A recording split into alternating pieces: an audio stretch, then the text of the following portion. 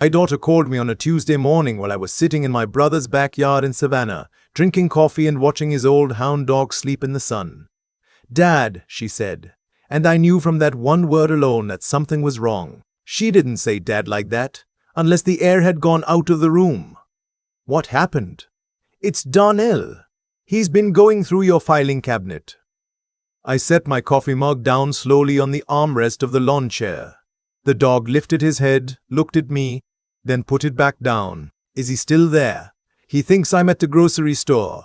I came back early. I saw him through the window before I came inside. Dad, he had papers spread out on the kitchen table.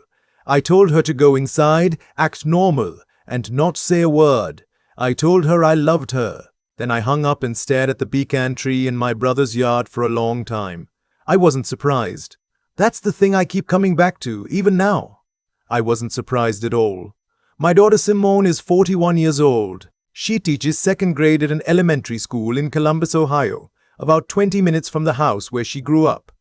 She has her mother's laugh, big and sudden, like it catches her off guard every time. She is also, and I say this with all the love I have in me, someone who sees the best in people long past the point where the rest of us have stopped looking. She met Darnell at a school fundraiser 3 years ago. He was charming. I'll give him that. He had a way of walking into a room and making everyone feel like he'd been waiting specifically for them. He sold insurance, or said he did. I never could get a straight answer about which company, which territory, how long he'd been at it. Every time I asked, he'd pivot to something else. A joke, a compliment, a question back at me. He was very good at questions back at me. Simone thought I didn't like him because I was protective. She wasn't entirely wrong about that. But my problem with Darnell wasn't that he was dating my daughter. My problem was simpler than that. He never looked me in the eye when he talked about money. A man can look you in the eye and lie. That happens. But a man who can't look you in the eye when money comes up, that tells you something different. That tells you he already knows what he's doing is wrong. They got engaged after 8 months. I asked Simone if she thought about a prenuptial agreement. She looked at me like I'd suggested she wear a life jacket to her own wedding. I didn't push it. I should have, but I didn't push it because I knew my daughter, and I knew that pushing her towards something only makes her lean the other way. So I did what I could do. I got quiet and I got busy. I've worked for 34 years in commercial real estate, not selling houses, managing properties, negotiating leases, structuring deals. I understand how money moves, how it hides, how it protects itself when you set it up right. After my wife passed 6 years ago, I spent a long time reorganizing everything, not because I thought I was going anywhere soon, but because I'd watched too many families fall apart over what gets left behind, and I'd made a promise to myself that my daughter would never have to fight over anything, that everything would be clean and clear. When Darnell came into the picture, I made some adjustments. The house I own outright, a 4-bedroom on Crescent Hill Drive that I'd planned to eventually pass to Simone, I transferred into a revocable living trust. My investment accounts, the 2 rental properties in Dayton, the savings I'd built over 30 years, all of it restructured. On paper, if you opened my filing cabinet and pulled out the folders I kept in the front, you would see what appeared to be the finances of a retired man living modestly off a pension. A pension that, while comfortable, was nothing remarkable. That filing cabinet had sat in my home office for 11 years. I'd kept it there deliberately after Darnell and Simone moved into the house. A temporary arrangement, they said, while their apartment lease ran out. That was 14 months ago. I want to be honest about something. I didn't know for certain that Darnell would go looking. I suspected. I watched. I noticed the way his eyes moved around a room when he thought no one was paying attention, landing on framed photos, on the bookshelf, on the hallway that led to my office. I noticed the questions that seemed casual but weren't. Do you still own those properties in Dayton, Norman? What's the rental market like up there? You ever think about liquidating and simplifying things? I kept my answers vague and pleasant, and I kept my real documents at my attorney's office. The wedding was in April.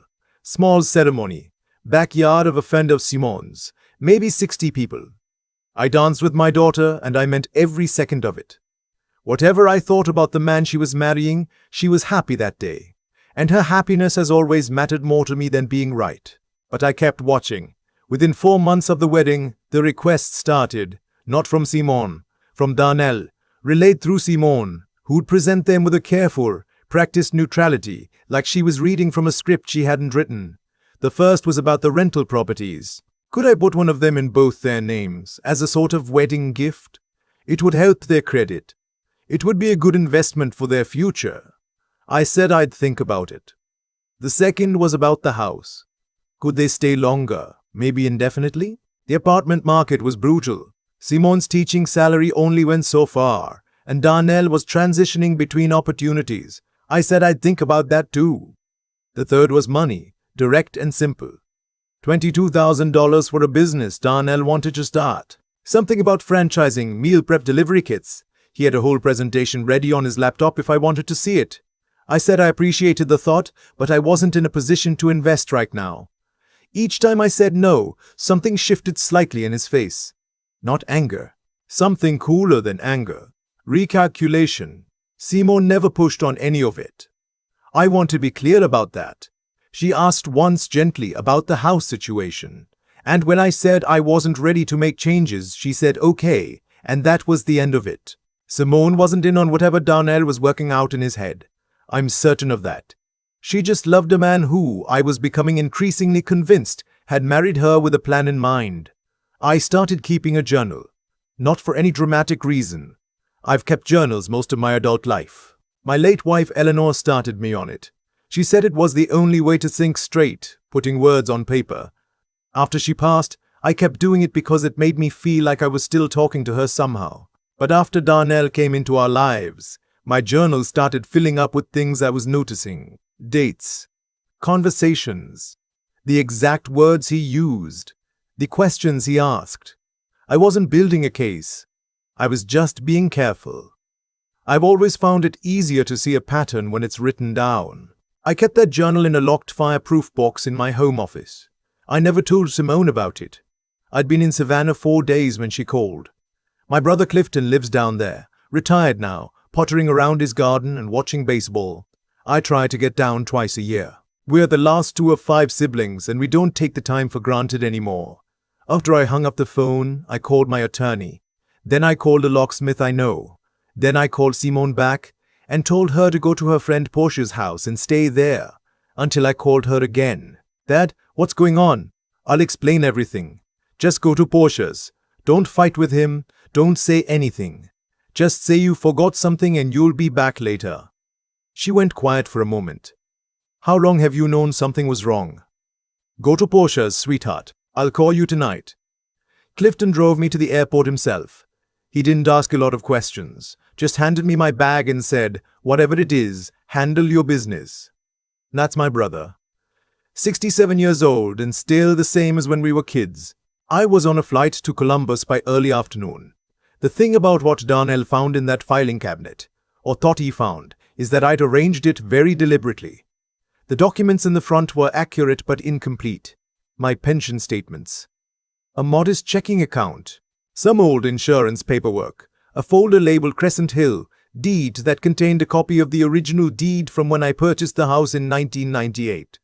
No trust documentation, no mention of the restructuring, no investment accounts, no date in properties. To someone going through it quickly, someone trying not to get caught, it would look like the whole picture.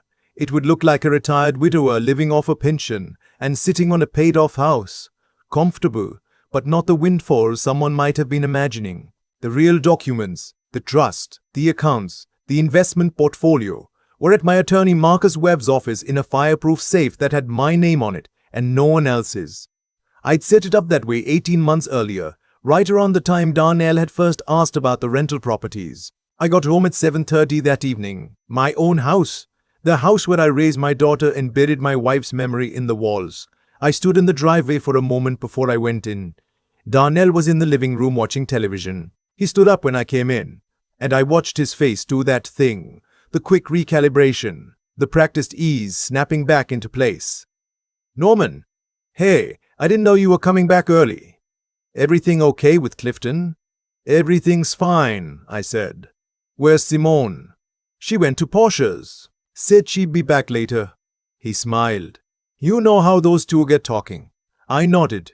I set my bag down by the stairs. I looked at him for a moment.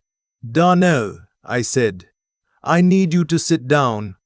Something moved behind his eyes. He sat. I didn't raise my voice.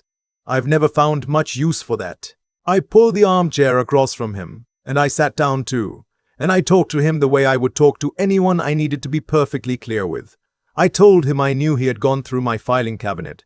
He started to say something, and I held up one hand. Just one hand. He stopped. I told him that what he found in that cabinet was what I had intended for him to find. That the documents he'd seen represented one small piece of a financial picture he did not have access to, and would never have access to.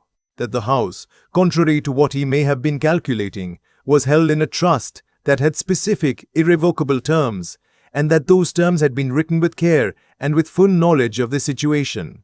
I told him that my journal, the one in the locked box in my office, contained 2 years of dated entries documenting every conversation we'd had about money, every request, every question that had slid sideways toward my finances, that my attorney had a copy, that I was not making accusations, but I was making something clear.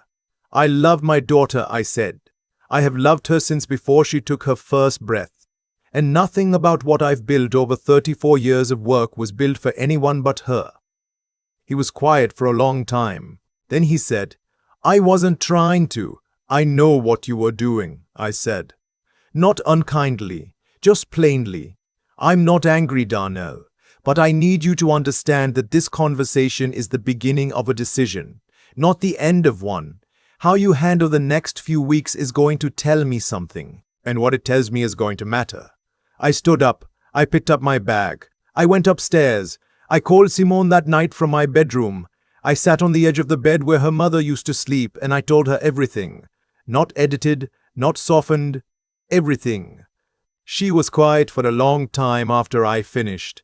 I could hear her breathing. Dad, she said finally, why didn't you tell me earlier? Because I didn't want to poison something that might have been fine. Because you loved him and I wasn't certain. And because you're my daughter and not my responsibility to manage. She made a sound that wasn't quite a laugh.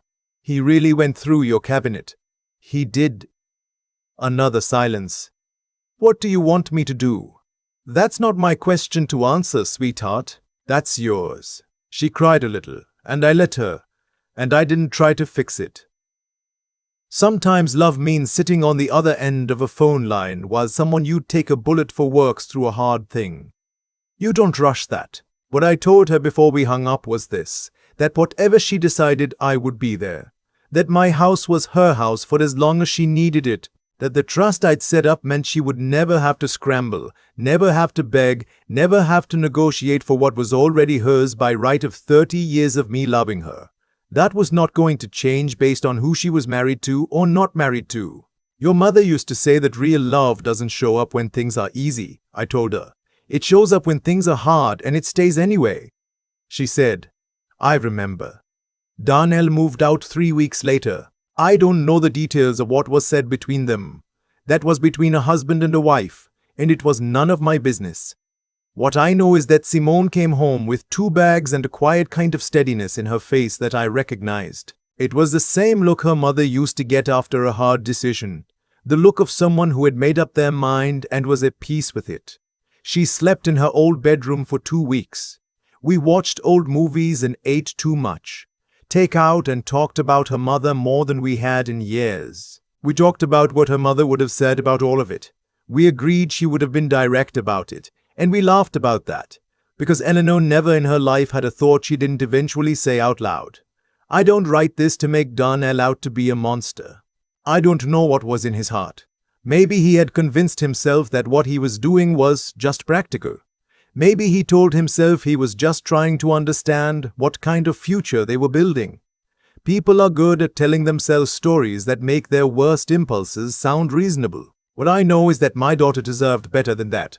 And what I know is that I was not willing to let the work of a lifetime, the 3 decades of early mornings and late nights and difficult negotiations and money carefully set aside, become a resource for someone who had never once asked about it out of genuine curiosity. who had only ever asked about it the way you case a room. The trust still holds the house. The rental properties are still in Dayton, generating income that will eventually pass to Simone, with no court involved, no probate, no mess. My attorney has everything organized. My journal sits in the fireproof box in my office, and I still write in it most mornings. Partly for clarity. Partly because it's become a habit I don't want to lose. Partly, still, because it feels like talking to Eleanor. A few months after Darnell left, Simone came into the kitchen one Saturday morning while I was making eggs and said, "Dad, can I ask you something? Always. Did you know from the beginning? Like from the very first time you met him?" I thought about that. I thought about the fundraiser, the way he'd come across the room with that hand extended, the smile that arrived a half-second before the eyes caught up. "I didn't know," I said, "but I paid attention, and paying attention told me to be careful." She was quiet for a moment, leaning against the counter with her coffee mug. Then she said, "Mom would have seen it right away." "Your mother," I said, "saw everything right away. I always needed a little longer." Simone laughed, that big, sudden laugh that catches her off guard every time, and I laughed too, and the eggs were almost burning, and for a moment the kitchen smelled like Saturday mornings from 20 years ago, when the three of us would be crowded in there together, and her mother would be telling us to get out of her way while also making sure we stayed exactly where we were. That's what I built everything to protect. Not accounts, not properties, not numbers on a page. That moment right there, that laugh, that kitchen, that girl. That was always the only thing that mattered. I think about the morning Simone came into the kitchen and asked if I'd known from the beginning. I told her the truth, that I hadn't known, but I'd paid attention, and paying attention had been enough. That's what I keep coming back to. Not the filing cabinet. Not the trust document sitting safely at Marcus's office. Not even the moment I sat across from Darnell in my own living room and watched his face go still. What I keep coming back to is that paying attention is itself a choice, a daily one. Most people assume that wisdom arrives at some point, that you reach a certain age and suddenly you just know things. That's not how it works. What actually happens, if you're fortunate and stubborn enough to keep showing up, is that you learn to slow down long enough to see what's actually in front of you. Darnell counted on the idea that I was too old, too trusting, or too sentimental to look clearly. He was wrong on all three. I don't think he was a bad person in the way we usually mean that. I think he was a person who had decided that shortcuts were acceptable, that other people's labor was a resource to be accessed rather than a life to be respected. That's a moral failure, not a dramatic one, not a villain's choice, just a quiet daily erosion of the kind of character that holds a life together. I watched it happen to people I cared about. The small compromises that seem harmless until they've hollowed out everything. What I did, building the trust, keeping the journal, arranging those documents, wasn't cleverness for its own sake. It came from something I learned the hard way over 63 years. That protecting the people you love sometimes means doing unglamorous, patient, careful work long before there's any emergency. It means thinking 3 steps ahead, not because you're suspicious by nature, but because you understand that love without preparation is just a feeling, and a feeling alone won't protect anyone. Simone is going to be fine, more than fine. She has her mother's laugh and her mother's backbone, and if I'm being honest, more common sense than either of us gave her credit for. She made a hard call without drama and without bitterness, and she came home and sat at the kitchen table and ate eggs and talked about Eleanor, and that told me everything I needed to know about who my daughter is. The rental properties are still in Dayton. The house on Crescent Hills still stands. But none of that is the thing I worked for.